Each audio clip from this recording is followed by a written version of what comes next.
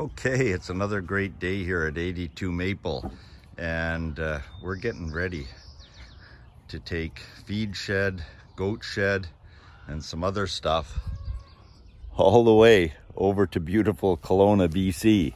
And so that's going to be about a 4-hour trek. We're going to load it onto that 20-foot flat deck over there, and we're doing a few things to prepare the sheds for the transport. We've nailed down that leading edge of the roof. That one's going to be right at the front end of the trailer. Then we're loading that one, and I put some temporary plywood supports to hold that leading edge down. Other than that, these buildings are built pretty robust. This one wasn't bad. I bought this one from a contractor, but this one in here I built myself. And so that's all Douglas fir. Of course, all of the insides need to come down here. Let me just back out, zoom back out. But that's a pretty solid structure. So here's to it taking some transport down the highway at about 100 kilometers an hour or 65 miles an hour. And we'll see how it all holds up. Keep you posted.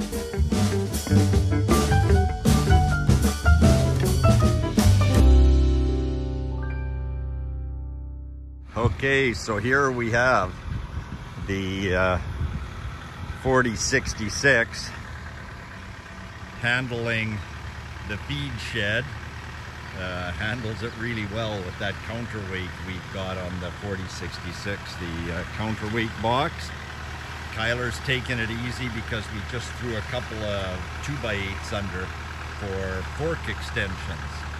And so we're heading down the road, and we're going to put it right on the back end of that trailer there. And then we're loading a bunch of feed into the front shed that's loaded so that I keep a proper weight on the ball of the trailer for good balance rolling down the road. So Kyler's a very solid, patient operator, taking it easy. If we stay out of mistakes at this point, it saves us from some time-consuming rebuilding down the road. Stay tuned. Okay, we've got it strapped down, and I'll just do a quick walk around with you on a couple of things. So clearly I have to throw this into the back of the F350, but we got 2 8-foot sheds on this 20-foot flat deck. Ran it right up against my toolbox. Everything fit really well. We've strapped it, making sure that there's a twist in these straps.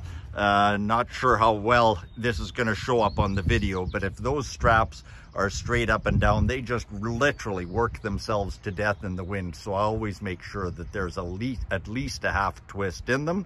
You'll see I had to add some live edge. It's an old kind of a fiber board that's on one of our original goat houses, and the walls were just going to let loose going down the road, so that was no fun. So we added a live edge touch and just made sure those were secure. Double strapped everything. That's a metal roof on that one, so I made sure that there's some padding between the straps and the edge of the roof. Just made some stuff up on the spot using a bit of duct tape. Zeroing in on these, I just love these straps with the chain ends. Allows me to hook it up to the bar the way I like to, which is with the link end looped around underneath the bar and then up and over. And just to make sure that I don't hit a bump or something going around a corner, and these things end up playing unexpectedly in the traffic, or even just squeezing up against that fender and damaging it, I put these stakes in. Now those stakes, the nice thing about them is they're a nice easy fit. The bad thing about them is, particularly with a light load on the trailer, if you hit a bump, they can pop right out of that stake pocket. So you'll see I've secured them with just a bungee to make sure that they stay in place, and kind of gave everything the same treatment going down the other side. I think we're good to go. Just to make sure that there's no shifting around between the two units, ran a strap right around the middle and kind of pinned it in place in a couple of spots, just so if it was to come loose again. I think any hauler's nightmare is when you have a loose strap end playing out in the traffic. I was coming through the British Columbia's Fraser Canyon one night, and a transport came around a corner, and it wasn't this vehicle, but literally a load binder swept out just like that and knocked the driver's side mirror off. And I don't even know if the truck driver knew it happened. He had had a binder come loose, and it just didn't work out well at all. So, the animals are playing. Got a couple of folks rounding them up, and they're gonna go in the back, and we're off and rolling. It's a great day here at 82 Maple, where we're on the move. Well, so here we have it. All's well that ends well. This particular shed unloaded fairly easily with some assistance from some long forks, fork extensions actually, that slip over the regular forks that I use on the tractor. And just doing a little scan around here. Yeah, we're getting those barn doors on the second story all fixed up, but we'll take a little walk up the field here to where the other shed is located. And again, with the help of the 4066 there and the long set of forks, we were able to transport from the unload site, which was essentially right here, through this gate and up the field. I should have shot some video as we were unloading, as you might expect. That had its moments, but man, it was getting dark on us fast. It had been a long day, and we were just intent on getting some dinner. So here we are, and we'll just zero in on the location of the other shed.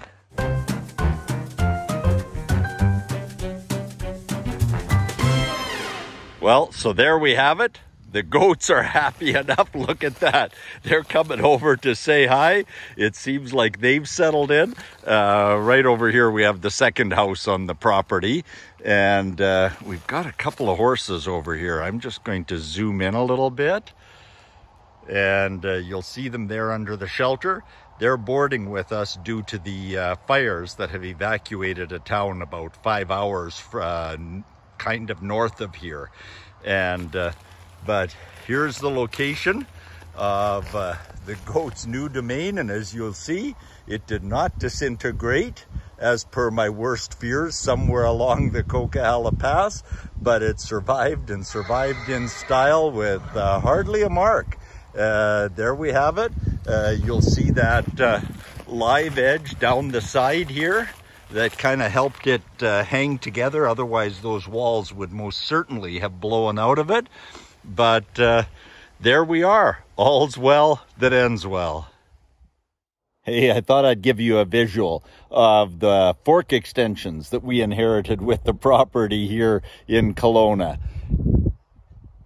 Pretty nifty. They're 8 feet long right to the tips, but it gives us kind of 7.5 feet of effective lift, and then with the sloped nose to get under, whether it's the goat shed that we were unloading when the evening we rolled in with it here, or otherwise. And just terrific. With the lifting capacity of that 4066, we can move just about anything around here.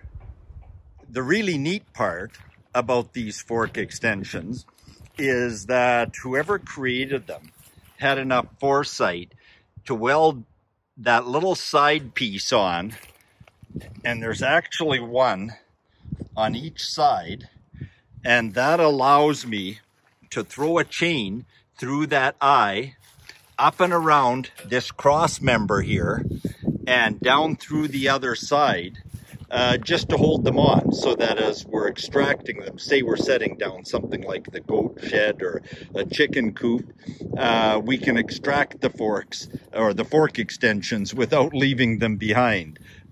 Just super clever and so useful around a little property like this.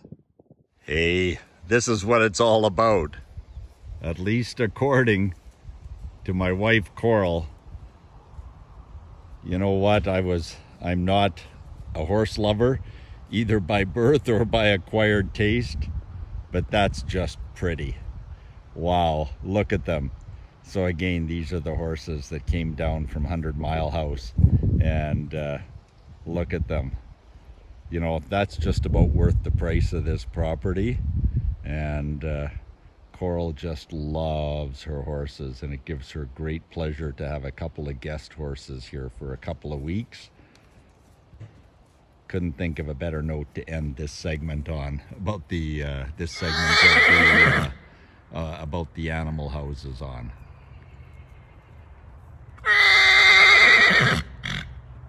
We're talking now. Wow.